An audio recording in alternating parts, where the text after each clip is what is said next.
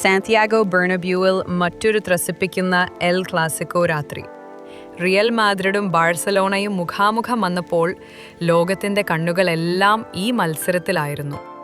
മത്സരത്തിന്റെ തുടക്കം മുതൽ തന്നെ ഇരു ടീമുകളും വേഗത്തിൽ ആക്രമിച്ചു. ആദ്യ മുന്നേറ്റം നേടി റിയൽ മാദ്രിഡ്.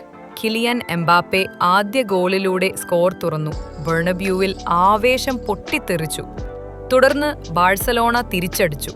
യുവതാരമായ ഫെർമിൻ ലോപ്പസ് മനോഹരമായ ഫിനിഷിലൂടെ സ്കോർ 1-1 സമനിലയിലെത്തിച്ചു. റിയലിന്റെ താരനായ ജൂഡ് ബെല്ലിംഗ്ഹാം തന്റെ മായാജാലം കാട്ടി.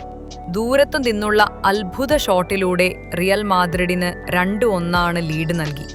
അതുതന്നെയായിരുന്നു വിജയ ഗോൾ. അവസാന നിമിഷങ്ങളിൽ കളി കടുത്തു. പെഡ്രി കടുത്ത ഫൗളിന് ശേഷം റെഡ് കാർഡ് നേടി പുറത്തായി. ഇരു ടീമുകളും തമ്മിൽ തർക്കം പൊട്ടിപ്പുറപ്പെട്ടു.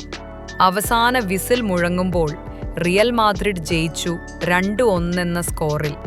4 മത്സരങ്ങളിലായ ബാഴ്സയ്ക്കെതിരായ തോൽവി പരമ്പര അവസാനിപ്പിച്ചാണ് അവർ ഈ വിജയം സ്വന്തമാക്കിയത്. എംബാപ്പയും ബെല്ലിംഗ്ഹാമും ചേർന്ന് മാഡ്രിഡിന് ഈ വിജയം സമ്മാനിച്ചു. Please subscribe for more updates.